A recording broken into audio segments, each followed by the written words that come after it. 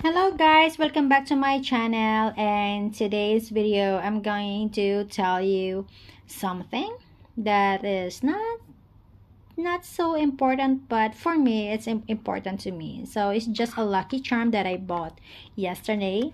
It's a souvenir, but lucky charm. This is one of my favorites. Later I'm gonna show you what it is, and this one I'm going to tell you like what is this. So this crab, there's a lot of meaning of this. So uncle said it's just symbolizes rebirth. So in the Native American, so it symbolizes rebirth and represent a lunar symbol with the power to drive emotion and intuitions. So, sa Chinese naman po kasi, ito yung crab na to, nagsisymbolize na attract side good fortune daw to. So, meaning, monetary gain from other sources beside your permanent job. So, it's like a good luck as well. So, diba, ang ganda niya. So, yun guys. Ito din pala sa horoscope guys, ito din yung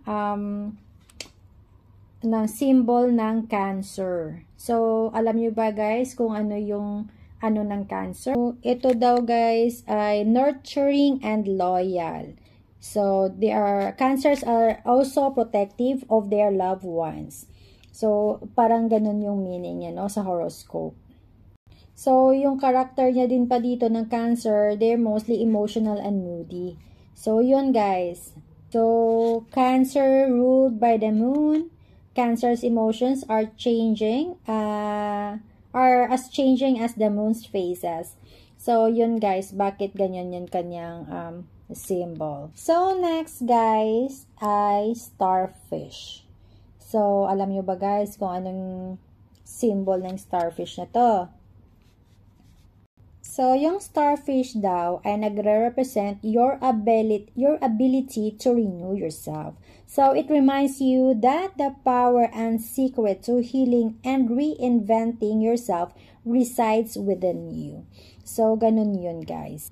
So, addition to that, the starfish spirit animal represent heightened senses and sensory feelings. It encourages you to trust your instincts and listen to your inner voice. So, ang galing din ng starfish ito. Pero, yung pinaka-favorite ko sa lahat, guys, ay eto siya, guys. Yung pinaka-favorite ko sa lahat.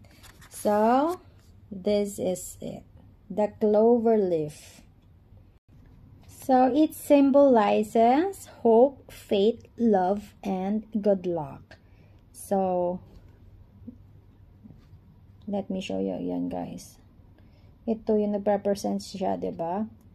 So, it's like offering magical protection and warding off bad luck. So, kaya lucky siya. Yun, sa China kasi parang sa kanila ito ay very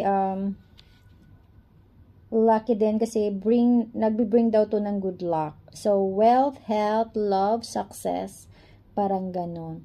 So, kompleto na siya, guys. Parang ganon ba? So, nakita ko actually to guys, yung una nito sa Clover ay dun sa K-drama na napanood ko, sa Queen of Tears. So, kasi 'di ba may sakit yung babae doon. So, ito yung sa gilid, just syempre nag-hope siya at the same time yung love. So, halo-halo na doon. Ito pala yung meaning niya. I don't know kung ano talaga ang true meaning ng ganito. Pero nung yesterday ko lang na kasi sinearch ko yung mga meaning na to guys. Kaya ang ganda pala no. So, pero hindi ko na talaga alam yung meaning niya no, totoo guys. Pero na-attract talaga ako and very familiar po siya sa akin. Yun nga pala nakita ko siya, naalala ko doon sa Queen of Tears na napanood ko sa K-drama. So, yun lang guys. So, I hope you enjoy my video and please don't forget to like, share, and subscribe. Thank you. Bye.